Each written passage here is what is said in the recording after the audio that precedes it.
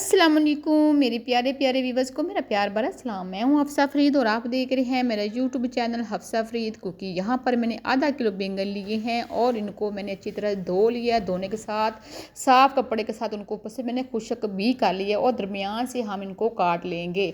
और डंडी जो है इनकी वो बिल्कुल हमने नहीं उतारनी, ये मैं आपको पहले बता दूँ। तो माशाल्लाह से ये देखिए हमारी बैंगन अंदर से बिल्कुल साफ़ निकले हैं। आजकल बैंगन साफ़ आ रहे, कीड़े वाले नहीं हैं, सुंडियाँ नहीं लगी हुई हैं, ये इसलिए। तो दूसरी तरफ मैंने फ्राई पैन लिया है, इसके अंदर मैंने 1 कप भर का ऑयल का डाल के गर्म कर लिया है। तो अब हम बैंगन इसकी तरफ उल्टे रख देंगे। इसी तरह से बैंगन हमने रखने हैं, दूसरी साइड पे नहीं रखने हैं। तो थोड़ा सा हम इसके अंदर लहसुन भी ऐड कर देंगे। 5 मिनट सोने के बाद अब हम इसकी जो है साइड चेंज कर लेंगे।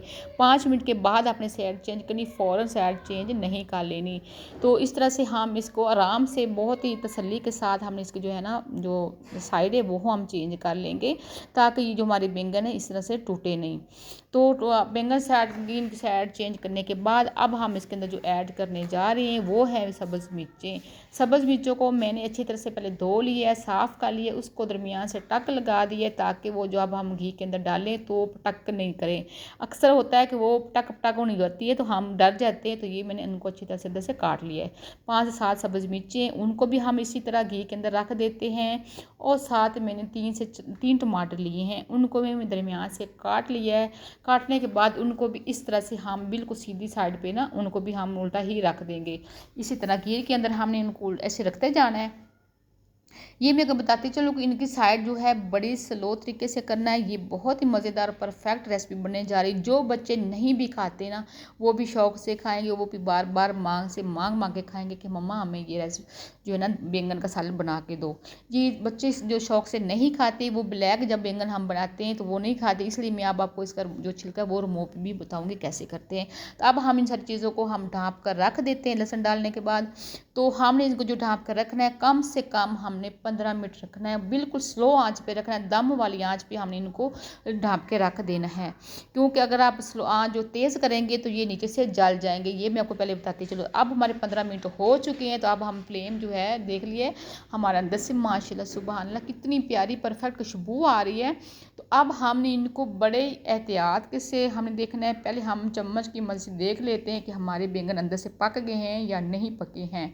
तो यहाँ पर मैं चम्मच से देख रही हूँ अंदर से माशाल्लाह से ये हमारा जो है ना बैंगन बिल्कुल मज़ेदार बन गया। ये देखिए हमें जो टेक्सचर चाहिए था वो ही है। अंदर से इतना मज़ेदार क्रीमी फॉर्म है जैसे मक्खन मलाई की तरह से हमारा जो बैंगन है ना वो रेडी हो चुका है। तो हमें इस बात की तसल्ली हो गई है कि बैंगन जो हमारे अच्छी तरह से पक गए हैं।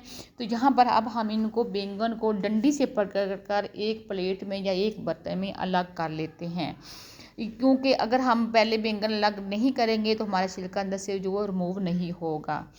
तो हम बैंगन निकाल लेते हैं। तो दूसरी तरफ से जो हमारे पास बाकी टमाटर बच गए हैं और सब्ज़ मिर्चें बच गई हैं ना, बाकी मसाले को भी हम इसी तरह से उठाते हैं। तो यहाँ पर बैंगन इनका जो टमाटर के है ना ऊपर से छिलके उतारने बहुत आसान है। इसी तरह से पड़े हैं इनको टमाटर के छिलके उतारते जाते हैं ऐसे ही ना। देखिए बहुत आसानी से ये छिलके उतर रहे हैं। जब छिलके सारे हम उतार लेंगे तो फिर हमने इनको भी सारी चीज़ों को इकट्ठा करते हैं करके तो हम इनको भी एक बर्तन में अलग कर लेते हैं। अब इनको अलग करने के बाद हम आपको आगे बताते हैं कि क्या करना है। तो सारी चीज़ों को अलग करने के साथ हम सबसे पहले जो करेंगे वो है बैंगन को छिलका रिमूव कैसे करना है। तो सबसे पहले हम छुरी एक चम्मच लेंगे, उसके साथ छिलके को इस तरह से आराम से उसको स्लो तरीके से करेंगे, डंडी की तरफ पकड़ लेना है और स्लो हाथ से हमने इसको छिलका अलग करना है, ताकि जो ब्लैक पार्ट है वो इसके अंदर बिल्कुल ना आए। क्योंकि ब्लैक पार्ट अगर आ गया तो बच्चे शौक़ से नहीं खाएंगे। ये हमें ये चीज़ का ख्याल रखना है। इतनी मज़ेदार ये रेसिपी बनने जा रही है कि मैं कहती हूँ कि हमें ये पहले क्यों नहीं बनाई। मेरे बच्चे कहते हैं ये देखिए इसका छिलका मैंने उतार दिया सारा। इसी तरह छिलका उतारने के बाद जो हमारे पास बाकी जो मेज़ा हमने लहदा रखा है, टमाटर का छिलका भी उतार लिया था और सब्ज़ मिर्ची और लहसुन उसको अंदर इसके अंदर ऐड कर देते हैं। और एक मिक्सर जार में आप अगर पास है तो उसके अंदर भी आप इसको चॉप कर लेते हैं। मैं यहाँ हैंड मिक्सचर के साथ इसको अच्छी तरह से मिक्स कर लेती हूँ। इतना मिक्स करना है कि ये सारी चीज़ें जो है यकजां हो जाए। इतना अच्छी तरह से हमने इसको मिक्स करना है।